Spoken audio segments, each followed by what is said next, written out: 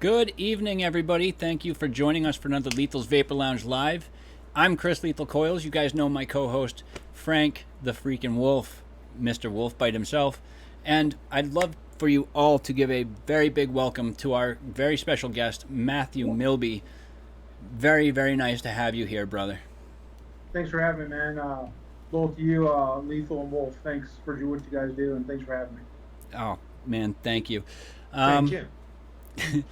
So, what we usually do is we start by going over our buffet or whatever we're vaping on at the moment. So, being the guest, why don't you go ahead and take it over? What I'm vaping on? Yes.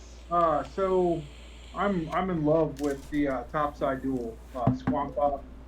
Um, uh, the BJ Box Mod Cold Run Dripper. Nice. Been vaping on that thing for like well over a year, and vaping Lucky Bird tonight by Bluebird. Beautiful. One of my favorite vapes. Nice. Nice. Frank, you want to take it? Uh, Basically Vicious Ant with a rubber on top of it, and that's with, as usual, Surf Satisfying because I enjoy my raspberry iced teas, and L Thunder Cosmonaut combo. Never. Yes. Sorry, Siri. That doesn't sound good. And then Illusions Eden. That's like a ripe apple blackcurrant that I enjoy. And lastly, bonus body with a redemption that's so patinaed that I have to clean it. Yes, I know. With some Keep It 100 Malo Man. So that's me. Nice. Well, I suppose I should go next. We've got the first up. We've got the Rig V3 Punisher mod with the Dead Rabbit and Brass Butcher Cap on top, like that. We've also got the Voopoo Drag 1 with the Twisted Messes TM24 Pro. And because I like the drag and the gene chip so much, and because I was in the market for a new pod system, we actually went out and got the Voopoo Drag Nano as well. Nice. And I have to agree with you, Matt. It's a great mod. We got the Topside Dual, rocking the Drop Dead on top there tonight. And I love that combo. Very nice combo, yeah. Drop Dead's a good RDA. Oh, I didn't think I was going to like it because I did not like the drop very much at all. I loved the Dead Rabbit and all the series that came afterwards, but I wasn't really a fan of the drop, so I was very skeptical about the Drop Dead. I didn't like the drop too much. Liked the Dead Rabbit, and the Drop Dead was good too. Yep. Yep. All right. So why don't we go ahead real quick and say hello to people in chat. Chris, a.k.a. Tuna, how are you? Noah Rivera. Geert, how you doing? Andy Harris. Mike TVA, coming down the line. Subaru Nerd Vapes, what's going on? And then, obviously, us. So, awesome. So, Matthew, you are a pretty... you're a shop owner, correct? Yes. Okay. Why don't you give the folks a little bit of background about what you do? All right. I got started in the vape industry. Got 5, 6. My memory's horrible. So years ago. Yeah. We ran a real small shop out of Randallstown, Maryland. Our shop's called Smoke Free Nation, and then we expanded into Eldersburg, Maryland. Now we have a much bigger shop, much bigger selection. And some guys came to me a couple years ago and basically said, "Hey, listen, there's a need for some advocacy," and I didn't really know what advocacy was at that point. And we found out, there are some threats to the vapor industry, and we didn't really understand what those threats were. So I went down to Baltimore to the Department of Taxation and something or other, and we got incorporated, got some lawyers. We joined with the VTA, and they helped us out immensely at getting going, and vetted out a lobbyist for us, and then we dove into the world of advocating, and then it wasn't shortly after that we formed, we had our first big bill come up. It was a licensing bill, Yeah. And it was something that would, if we hadn't stepped in and gotten involved, it would have been very detrimental to all the businesses in Maryland. And we started making friends with other shops and getting involved, and now here we are now in the midst of everything. So Yeah. Totally get that. Now, we were talking a bit about advocacy earlier, as it were. How does if what happened in Michigan today, if that were to happen in Maryland, what would the impact be well, as a shop owner and somebody Yeah. involved? Usually when something is passed, it doesn't go into effect immediately. Like our legislative session is like second weekend and second Wednesday in January, and it runs for 90 days. Okay. Any legislation passed is signed by the governor, and then in October is when the laws go into effect. So like this October, we have Tobacco 21 going into effect. So essentially in Michigan, they banned all flavor. So I haven't read the language of the bill because that's where the devil, is always in the details of those bills. Right. Of what it applies to, what's defined as a tobacco flavored product. And it's going to decimate, the industry in Michigan. If you can't sell flavored, because they consider all vaping tobacco, whether it's an e-liquid or a piece of glass or a bag of cotton, it's tobacco. Yep. And if you can't sell any flavored products, I really feel and fear for all the business owners in Michigan. And I know there's plans to, oppose this ruling. I don't know what's that all entailed. It could be a lawsuit. It could be a show of people and their capital. I don't know. But as far as the shop owner goes, if you can't sell flavored vape, unless you find some kind of loophole, you'd probably be out of business. I don't see much way around it. And even if you do file a lawsuit, lawsuits take time. And they could take years. And you can't sit with no sales for years hoping to win a lawsuit to put you back into business. Right. That's what people are feeding their family. Absolutely. Yep. Absolutely. I've as I said earlier to you, I've always said that, in my own opinion, about 80% of a shop's revenue is going to come from their juice, just because you can buy a mod and that'll last you for a while, but you're going to be going through juice consistently. Yep. So it does. And usually, that's the key thing on brick and mortar stores is not just the juice, but the coils itself is almost, let's say, 70-80% of your income, let's say, for example. Because usually, that's the ones that customers look after is their daily needs.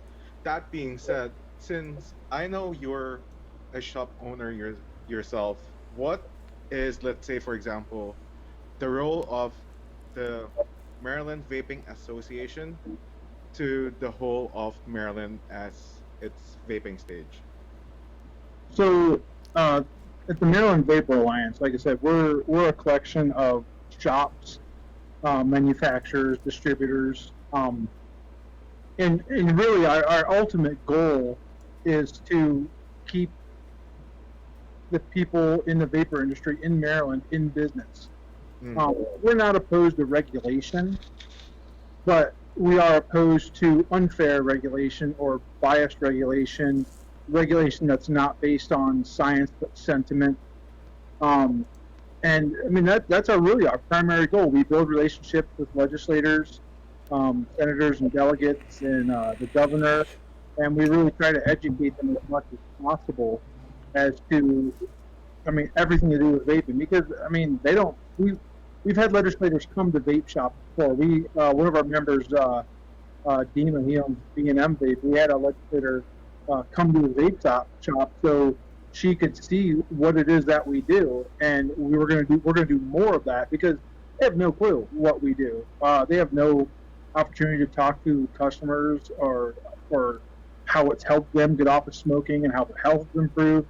And like our last session, one of the higher ups in the committee said in front of everybody, vaping is just as bad as smoking, and he leads that particular committee in Maryland, and I mean, he's just and there's nothing against him. He's just uneducated. Yeah. There's so much information out there, and he has yet to see it, to digest it, and it's our job to make sure he gets that information.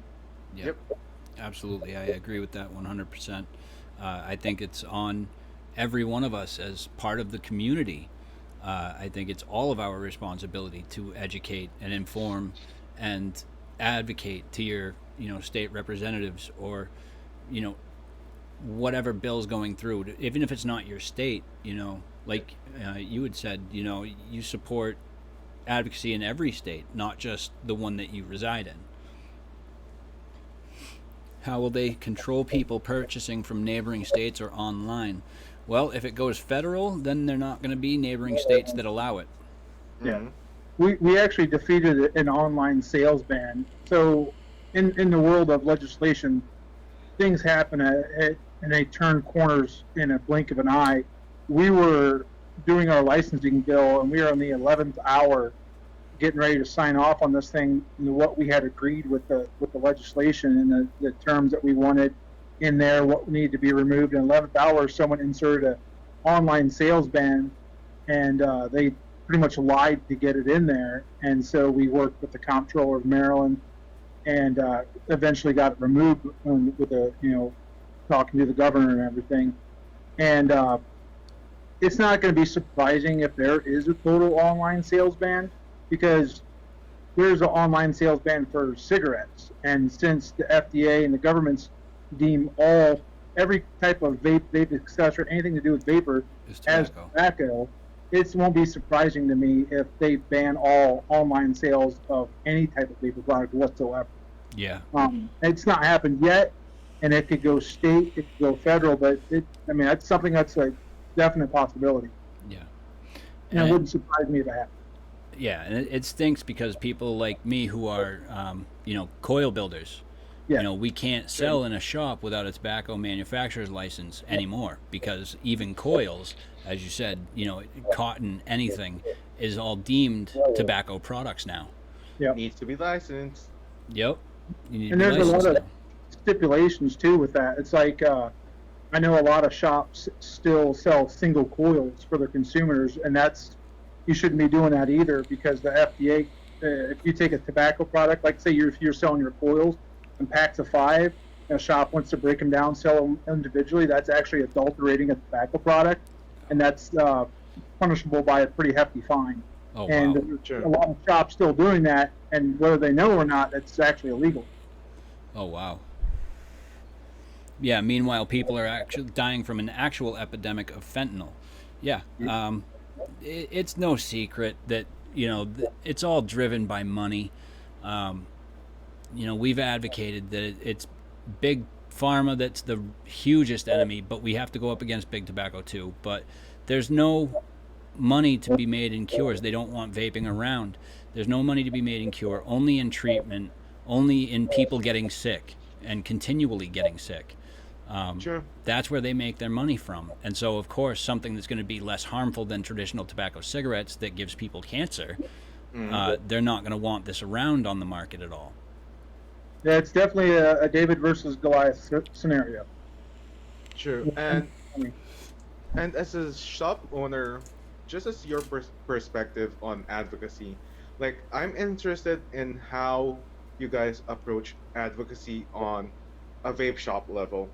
So like, let's say for example, like, is there anything different that you do when it comes to battery sales, or when it comes to when you're selling a mod, or when it comes to pod systems? Is there like any way or form that you insert advocacy there, or you insert, like, let's say an education of proper knowledge in terms of vaping When talking to who?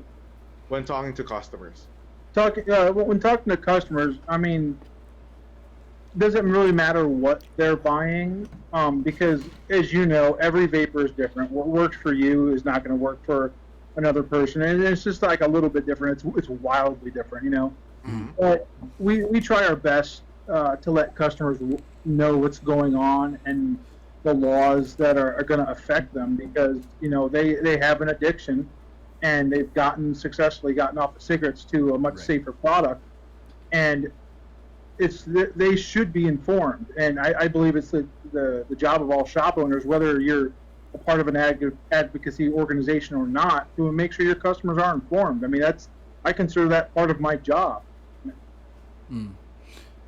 Yeah, absolutely. Like we were saying earlier, education and really putting that in people's faces is kind of all of our responsibility. Both, more importantly for shop owners, for liability purposes, absolutely. Yeah. Yeah, you want to keep your customers safe. I mean, if you're selling batteries, you should have, like, for instance, in my store, as soon as you walk in the door, there's Naked 100 has actually given us pamphlets on battery safety. And then back when Equilibrium Vapor was in business, they made these nice like build mats that we have on our counters that have battery safety, and we've made up battery safety cards we give the customers because we want them to stay safe. I mean, we don't want things blowing up on people. No. I mean, yeah, there is a liability issue, but you want your customers to be as safe as they can, regardless. There was a real incident that happened at a local vape shop. Actually, it was my favorite vape shop, the one we were discussing earlier. There was an issue where a woman had walked in, was talking to the owner, not the owner, the manager, and was looking into buying something, and then all of a sudden he noticed that her purse was smoking. Oh, geez. Oh, she had 2 batteries in there just lying loose with change and keys, and it started going off, and he pitched her purse out that door so quick. People just don't know, and they need that education. They don't realize. And it's got to be constant education, because I've done everything within my power to educate people on battery safety. I mean, I put things out on our Facebook page all the time, especially when the seasons change. Educating in the shop, talking to people, and we still have customers that come in. Like, we had a lady yesterday. She's been a long time customer of ours. She came in and with some chewed up batteries, and we're like, I mean, yeah. And it makes you feel like you haven't done your job. But I mean, I don't know what else I can do to push the issue of safety. Yep. Well, a lot of people are dismissive of advice from shop owners or people who think that they know better, or so they're very dismissive about a lot of things, and it's too easy for them to sit there and go, yep, okay, I get it, yep, and not be listening to a thing that you're saying. And then we were talking earlier also how you have a lot of shops who don't care about battery safety, and they do nothing to educate. So yeah. Yep, they just want the sale. They want to make the sale. They don't care who they hurt. It's bad business practice. You want return customers. You don't want to injure somebody and then have them never return. You want to keep them safe so that they keep coming back. If you're in this industry and you don't care about people, you're just in the wrong industry. I mean, this industry is so much more than trying to make a buck. I mean, every one of our lives, and everybody watching here, you guys, employees, I mean, every one of your lives is important. I mean, you need to be as safe as possible, and you made the first step by getting off of cigarettes. Yep. Absolutely. So, advocacy. How long have you been going with MVA?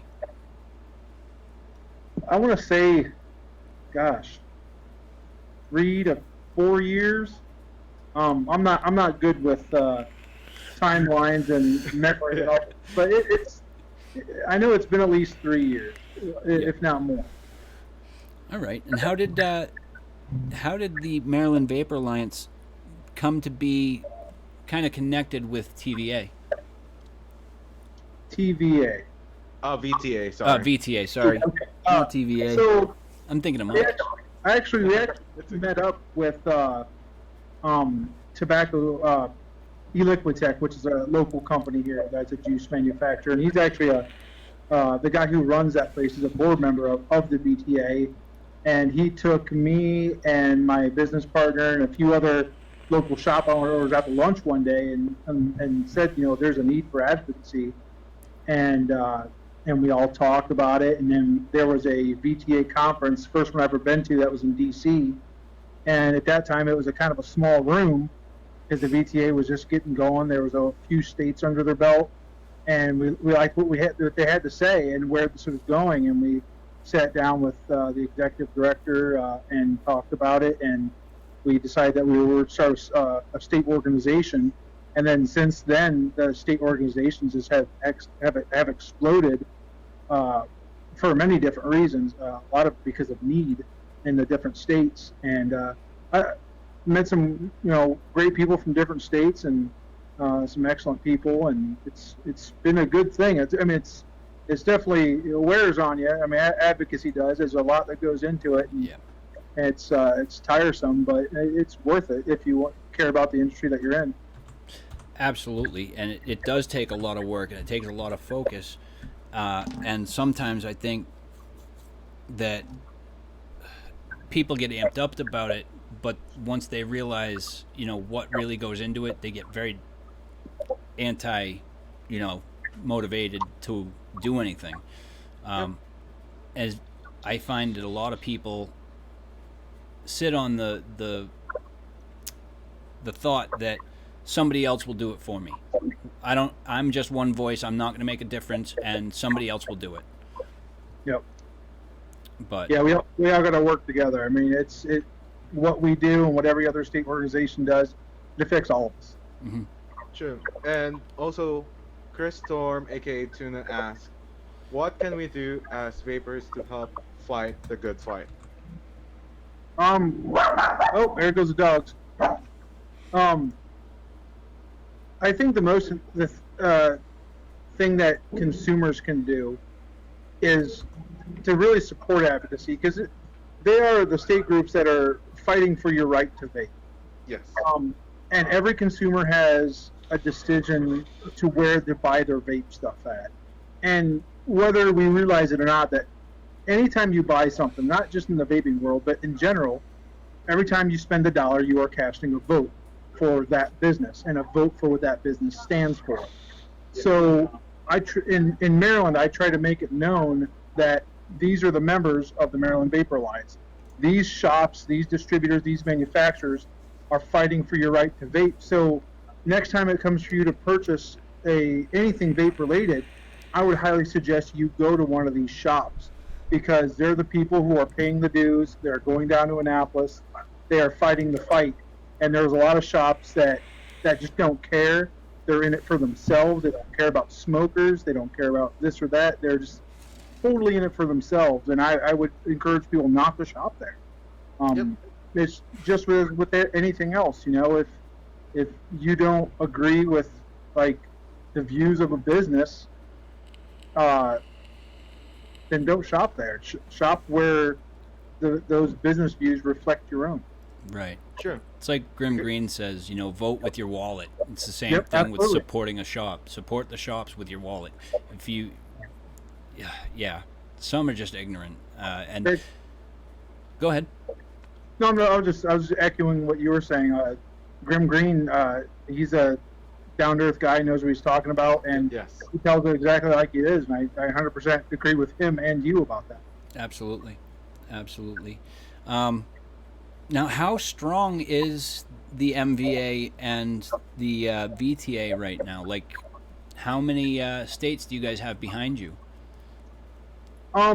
That's kind of a hard question to ask or to answer, just because as an advocacy group goes, I think the VTA is probably the strongest group out there as a national group. Yes. There are some states that don't have a state group but have legislative issues, and the VTA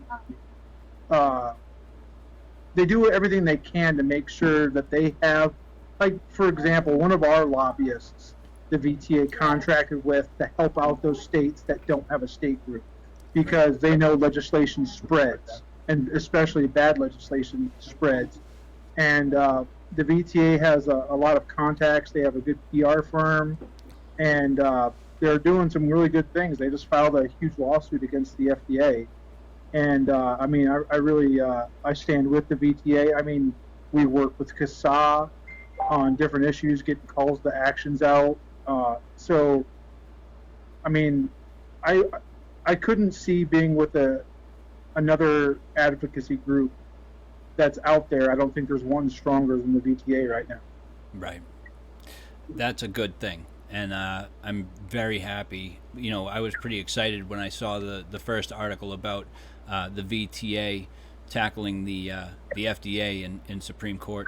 That really tickled me a little bit. I was a little excited for that because it's been too long. They've been talking about regulation, but they don't have any defined terms on what's going to go into the PMTAs or the application process. You know, what kind of tests do companies need to run? Sure. And so I think that it's been a long time coming. Somebody needed to speak up and put their foot down and say, no, enough time delayed is enough time delayed. Let's get something put down on paper that's reasonable and in a decent amount of time so that everybody knows exactly what's going on. Yeah, and the PMTA. I mean, I don't know how much you've done on your show and explaining what a PMTA is. Usually your viewers, they know kind of what that is, or Yeah, I think we all have a rough idea, but if you care to go into more, So- go for it. yeah. So a PMTA just means pre-market tobacco application.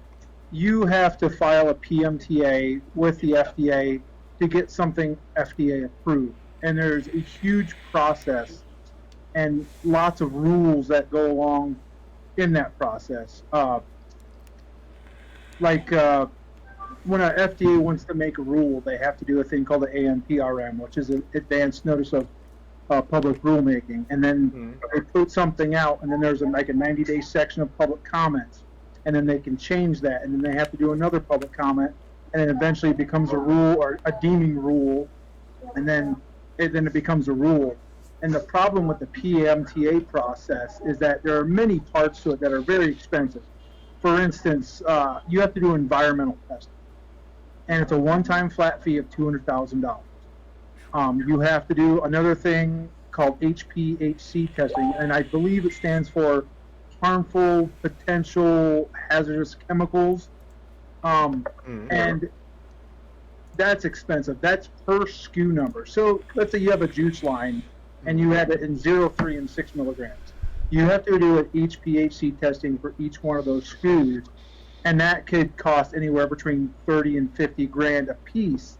Now, if you already done it and the FDA said, you know what, we need this additional testing done, then you have to do it again.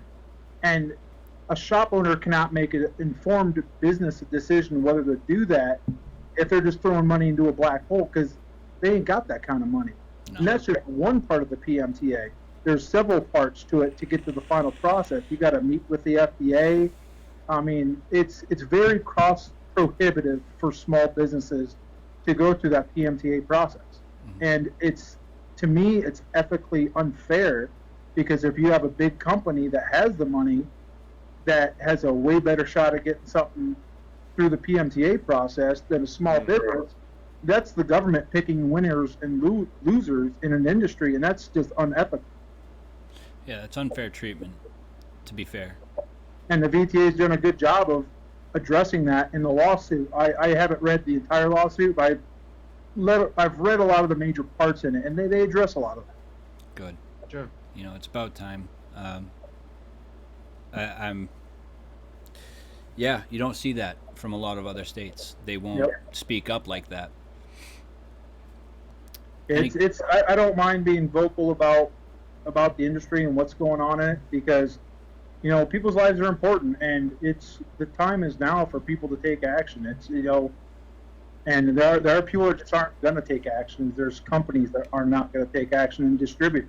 Right. And shame on them. And So, Super Nerd Vapes, by the way, says, in my opinion, we all as vapers need to gang up and speak for ourselves and each other. There are others out there that are trying to stop our better way of getting our nick, quitting smoking. Our voices count.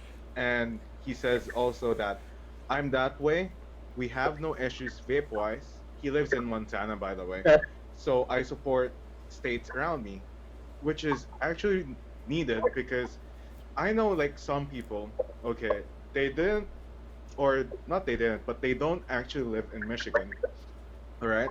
And a lot of them actually tried to call Governor Gretchen's office, yeah? Mhm. And they're not part of that state of Michigan, or they won't know anyway, but they actually care for the community outside of their community. Mhm. I know we are one big community here, but sometimes being divided by states, it's it's gonna be hard for each and every one of us to take part and action into just one state and then focus on our state. So that being said, like it's really true that we need our voices to make it count too. I agree 100%. Uh, when I go down to Annapolis in Maryland, I represent the Maryland Vapor Alliance and I represent businesses.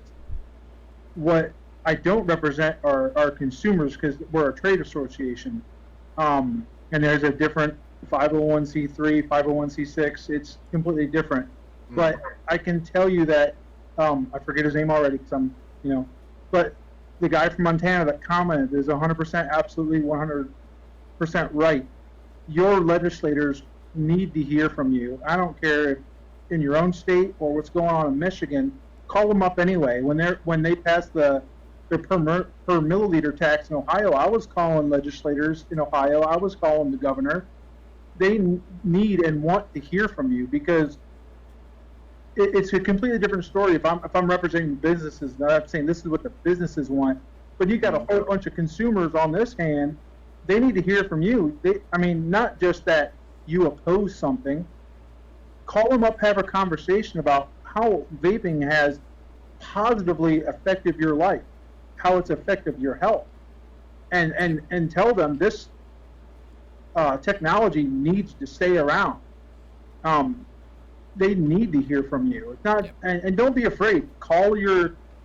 You can go out do a simple Google search and find out who your representative is at the state level. It's easy to do. You can find out what district you're in, who your legislators are. Give them a call. Give them an email. And sometimes you have to make a call a few times to get through. Leave a voicemail. Do whatever. But they need to hear from you. And every one of you guys watching, the people out there and consumers, is important in that fight. And that's something you can do to help. Absolutely. And if you're in Massachusetts, don't call up Elizabeth Warren and start threatening her. Yeah, don't do that. They don't like that. No. And she's got a lot to dislike about her, but that is. Yeah, and that's, even if you dislike a certain legislator, it's what you dislike of them is not germane to your topic on conversation. You just want to get your point across, whether you like that person or not, because they still represent you, whether you like it or not. True, but she won't back down on her opinion of vaping. True. She never will. So I wanted to ask you about certain business practices. I know you said you don't carry Juul in your shop, correct? Nope, never have. Never have. Now, have you, like what Juul is doing, have you ever experienced a sort of like a mystery shopper kind of thing go? As far as mystery shoppers coming into my shop? Yeah. So the way it's supposed to go in Maryland, if you do get mystery shop, they're supposed to let you know, I think by mail, whether you passed or you failed. And that's where I have a problem with the Tobacco 21 that was passed, because my argument was, if you're not enforcing the 18-year-old, because if underage vaping is such a huge concern to you, why aren't you enforcing the current laws and pushing the goalpost to 21 if you're not going to enforce that either? And since we've been in business, we have been visited by the FDA once. They came and inspected both our facilities. But secret shoppers, we have not been secret shopped once by the state.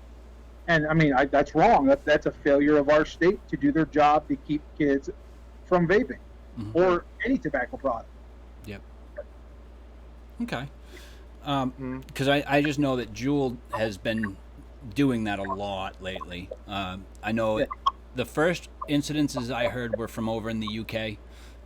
I've got a bunch of good friends over there, and one shop owner that I know, he was mystery shopped by somebody and from Juul, and he sold them a product, but they were older than minimum age. So then he I don't know. It was a big thing. It shouldn't have happened, and they just kept on. And they've been doing it here in the States now too. Yeah. Sure. The kind of problem with that I see is like, and this is my opinion solely, is that Juul is doing that to make themselves look good. Yep. And I actually went out to dinner with Juul when I was in Texas for a conference, and they said, "Oh, we're ramping up our secret shopper program, so we want to keep kids from vaping." And I'm like, "That's good, but you got of age people going into convenience stores and buying 20 Juul kits at a time, and then distributing them out to underage kids for a higher price. What are you doing about that?" And they just totally deflected, my concern, and said, "Well, we're ramping up our secret shopper." I'm like, "Well, how is that helping?" Yeah. Mm-hmm. If of age people are, if you come into my shop, I can see you buying two setups. One is your primary, one is your backup. If people come into my shop, they want to buy 3, 4, 5, I go, no, I refuse the sale because I know what they're doing. Right. And it is completely, well, I don't know what word to use, but if you're Juul and you don't think that this is happening, no, it is. You're naive. Yeah. Yeah, Very, you go. very naive. Absolutely. Because one of my, actually, not to anyone's information, by the way, not to hide it, but I'm actually in Canada. So one of the biggest things that in my province, which is British Columbia, what they do is there's a lot of actually secret shoppers from Fraser Health or the Health Canada basically. So what they essentially do is they go to your shop and then ask for certain products, and then they present like this certain type of ID, which is of course a minor ID, which is for us it's 19. So afterwards, if a shop actually declines them, and this is just how I feel about it. After the test, and usually when the shop declines the underage sale, a guy would come up and say, "Yes, you passed." Okay. Immediately after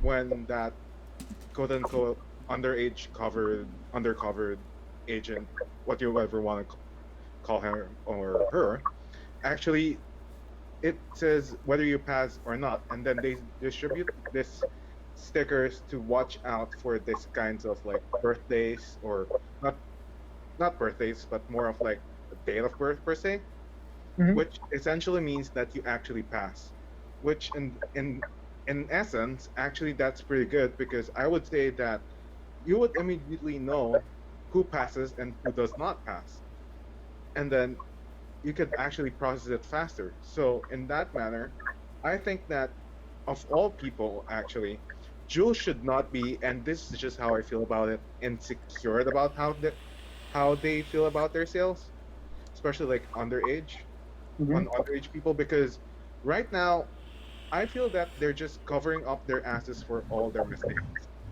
Yeah, in a way, yeah, absolutely.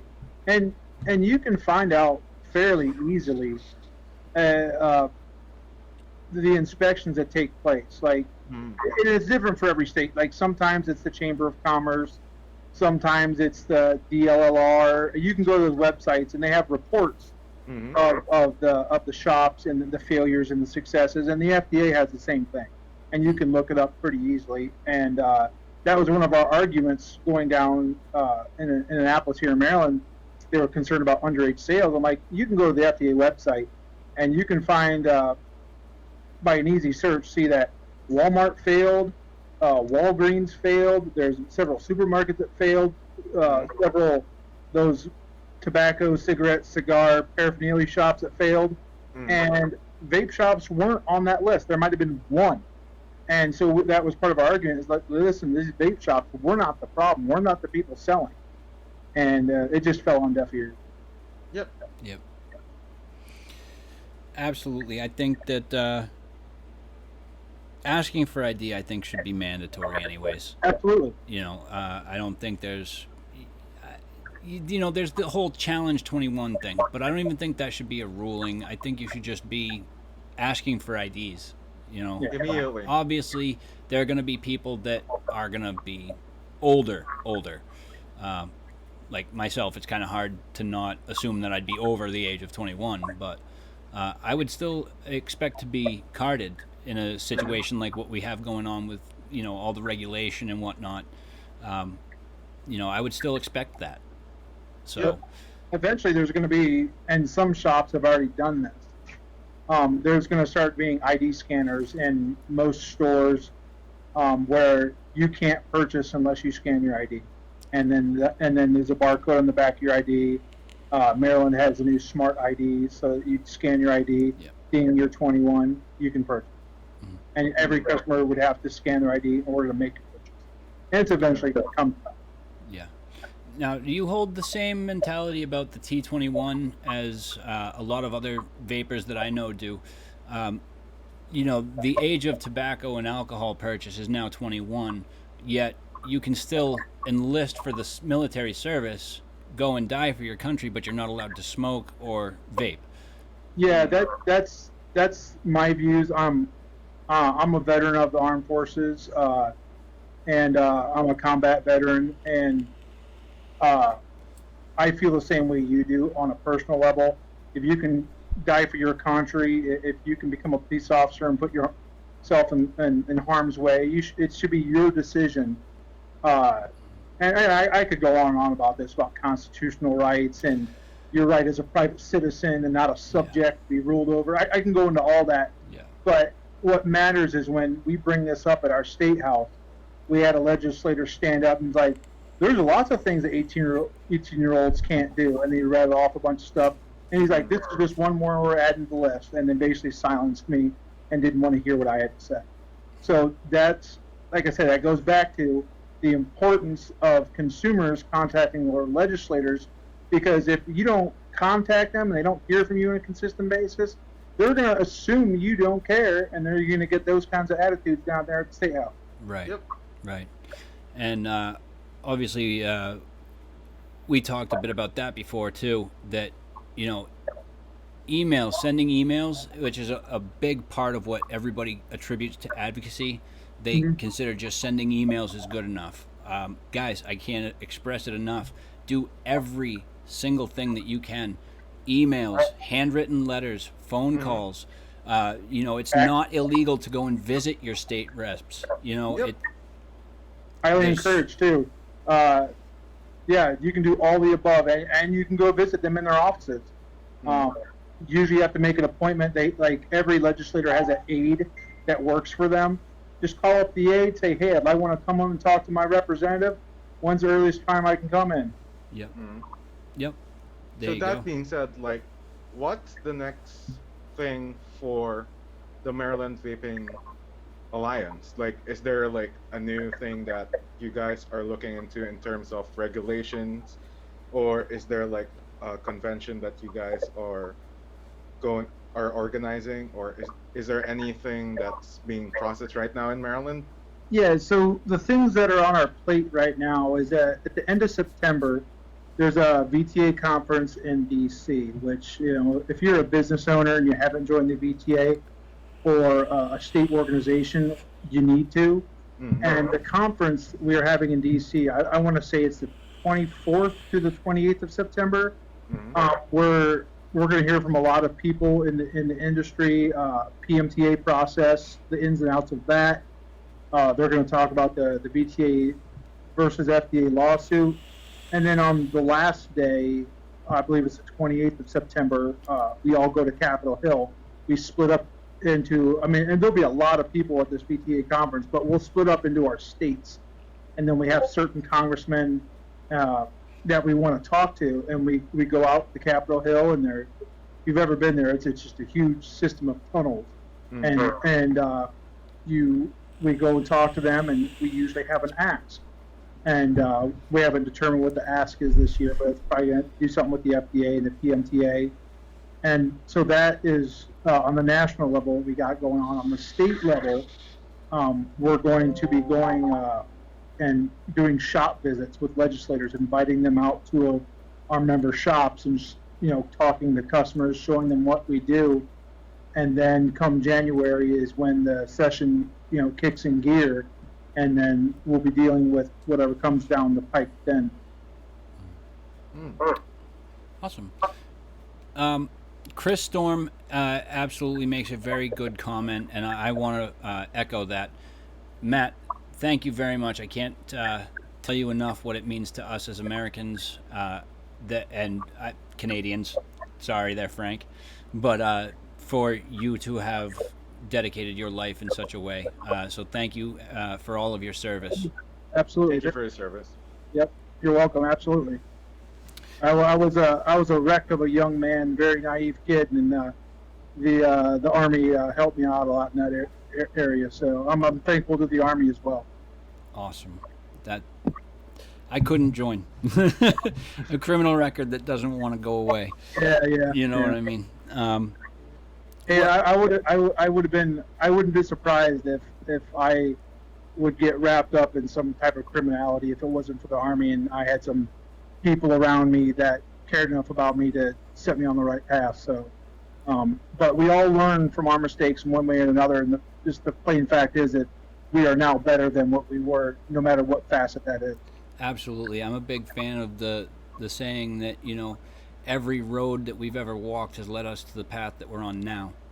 Every little turn in the road, every little, single person that you've met has impacted your life in such a way that it led you to where you are now. Yep. That's a good thing. So, it's true. Thank you. So let's see.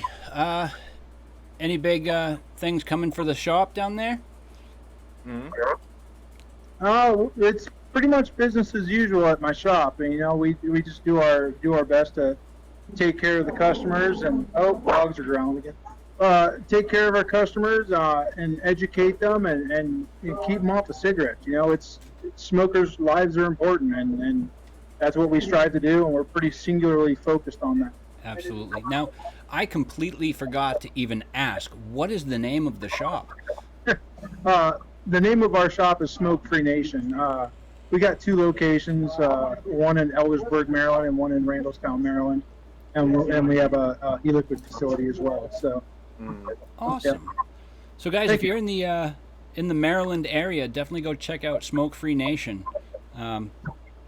Matt, we're coming up to close to time. Is there anything you'd like to say in closing? Tell the people what to do. You guys actually, you guys do a great job.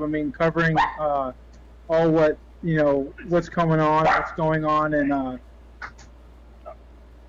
I would just encourage people to get involved in some facet. I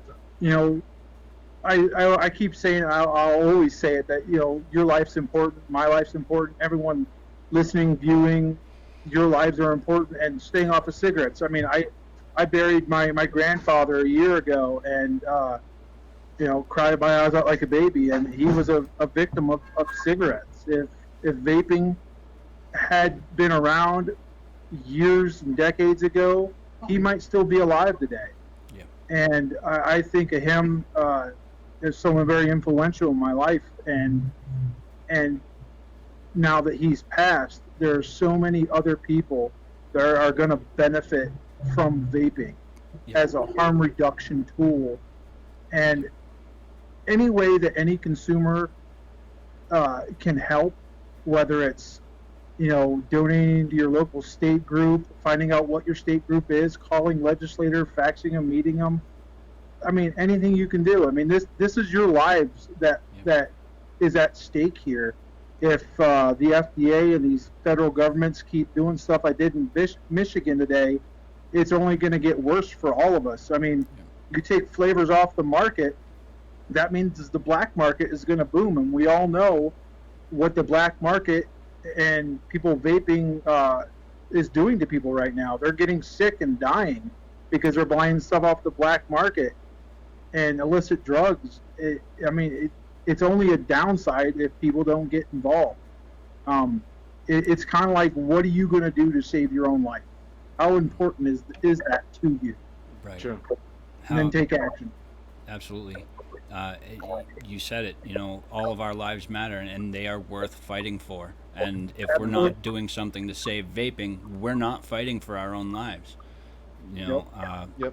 Eventually, if things keep going the way they are, we're going to see essentially an end to vaping altogether. But there will be, like you said, the black market, which, as we've already seen, causes massive problems. Yep. And I don't think they're ready for that either. True. I don't think they're thinking about, if we stop this legally, there's going to be illegal sales and a black market of these products. Yep. Not to bring up, sensitive topics to a lot of people, but I like to think that the same road that we went on with the legalization of marijuana is going to be a similar concept to what we're going to see with the vaping, where the fight for that had gone on for so long, and then in my mind the government finally realized, oh man, we can make a bunch of money off of this if we legalize it. Yep. And then that happened. I'm kind of hoping that eventually they're going to have the same mentality about vaping. Yep. I'm being very optimistic here, but you have to be optimistic. yeah, There's no fruit in being pessimistic. Nope. Absolutely. And also, I have a last question. This is actually very important because I forgot to ask this a while ago. How's Angus and Jerry? Angus and Jerry are doing very well. Anybody that knows us, you come to our shop, we have 2 to 3 dogs in our shop at all time. We got Mickey, Minnie, and Angus.